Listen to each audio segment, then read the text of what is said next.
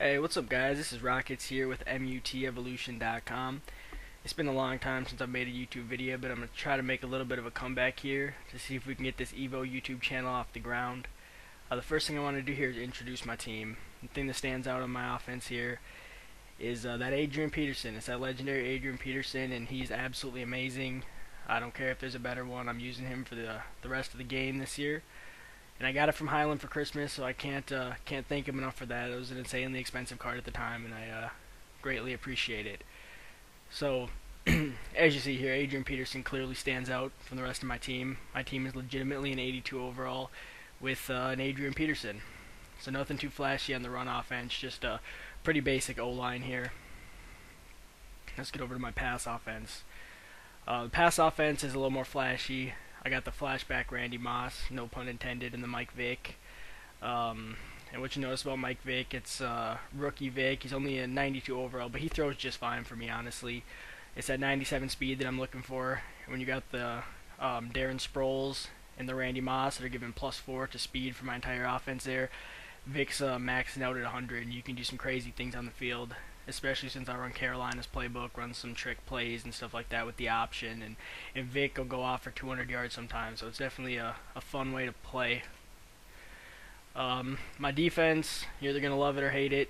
If you watch me stream, if you talk to me at all, you know I love Manny Lawson out here. I believe he's 6'5", and if you look at the back of the card, he's got 89 speed.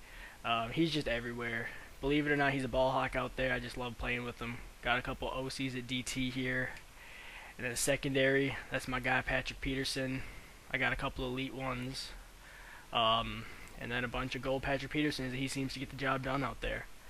And I mean, I guess for kick returns, pretty much just the Patrick Petersons. I got the David Akers from week 1 that I haven't changed up at kicker. So nothing too flashy. Like I said, I got the 82 overall. I'm happy with it, and I probably won't get much past an 85 unless some insane cards come out this year. I'm just content with the way my team is. So now that you've seen the team, I think it's time you see how it plays a little bit. Chopped up a game I played the other night. I tried to pick a somewhat competitive one. You'll notice I still got my 82 overall team right here, and he has a 96. I'm not too worried about a 96. It's when you get to that 98, 99 that it becomes somewhat difficult, even against players that aren't that great, to overcome the player mismatch. So here's the opening kick. Gets it almost back to the 20. And just about everybody starts a game with a running play, so I usually call some run defense in that situation. It's always nice when you can get them running for negative yards to open up the game. You just hope you don't give up the first down right there. But some more solid run stop, and he's punting. I cut out a lot of, the 1-yard gains, the incomplete passes, unless they were really pivotal to the game. I figure you don't want to watch a 40-minute game, you'd rather play one. So I cut it down to probably about 7 minutes here. I included probably about 75% of the plays. You see me trying to run that option, it just doesn't work. Against better players, I mean, they could just shut it down. It turns into a gimmick, doesn't have a lot of success, and so I usually quickly abandon it. I don't know what made me throw that interception there. But he's not doing much either.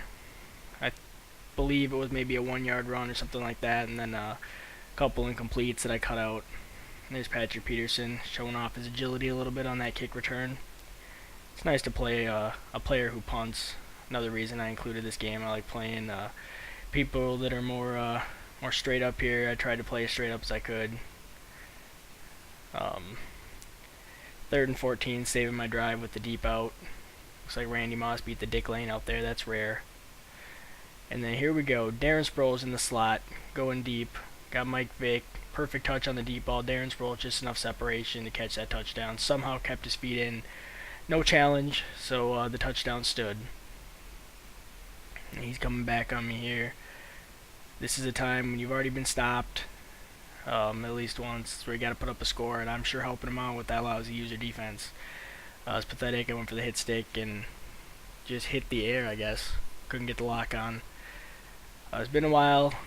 As you can see from this play, with more atrocious user defense, just making me look like a fool out there. I haven't gotten to play as much as I'd like this year.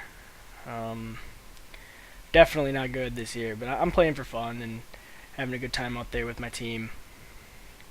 So I got the ball back here, sticking to the ground game. Usually when I can successfully run the ball, my chances of winning the game go way up.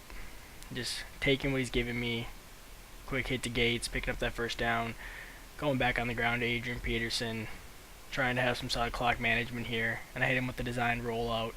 You'll notice that's RG3 instead of Vic, and I subbed him in there because I had more room to the left side of the field, and right-handed quarterbacks can roll out to the left more quickly for that designed run. That's why I made the switch. Back to the ground game, conscious of the clock, trying to score here. Darren Sproles just too fast for the defender there, getting to the corner. And I took the lead, didn't give him much time to answer here. Here's his last-ditch effort to end the half, and just too many defenders there. So there's the first half, and here we go.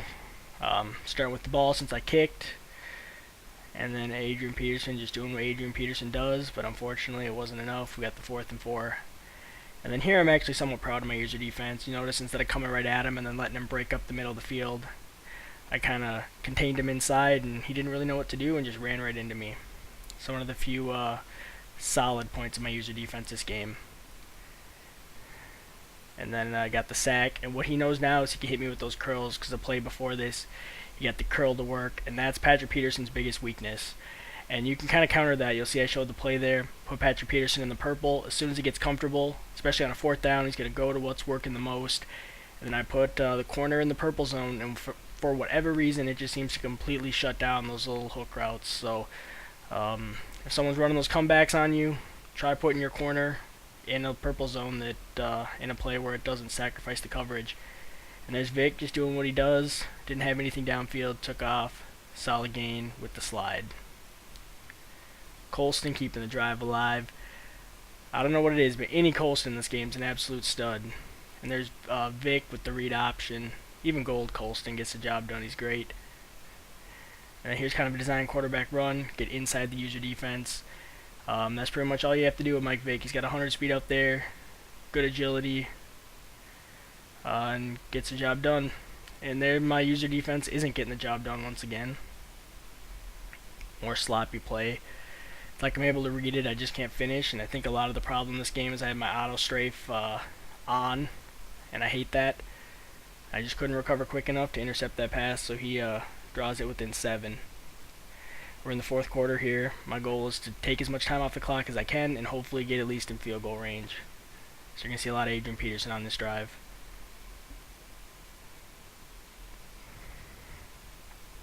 There's Gates getting hurt, stopping the clock. Not what I want to see. And what you'll really notice when I run, I do a lot of wide receiver and tight end motions. And when I'm going up against a 96 overall team with my mediocre offensive line, it's really about getting numbers there rather than relying on them to win their matchups. Some more solid yards from Adrian Peterson. Definitely in field goal range from Akers. And Akers puts it through like it's an extra point. And now he's got a tall order here. Down 10. Under 2 to go. Just trying not to give up the touchdown. And I thought I read it with Manny, and I just couldn't get there. So hopefully if I make a couple more of these videos and play more, my user defense won't look like that. Sitting on the route and not able to do anything about it. And what you didn't see here, because I'm cutting things out, is that he's snapping the ball as soon as he gets to the line every time. And when I can time your snap, usually I can bring heat quickly, and that's what I did there. I sent a 0 blitz, got there quick, luckily forced the fumble. That's pretty much going to end the game. I'm just trying to pad the stats here with Vic, because it's fun. And then that's about it. He's not going to call his timeout. This guy's a real class act. I want to thank him for playing a solid game. It was definitely a fun one. Hey, if you liked the video, take a second, subscribe. We got a lot more coming for you guys on the Evo channel, so check back soon. Have a good one, guys.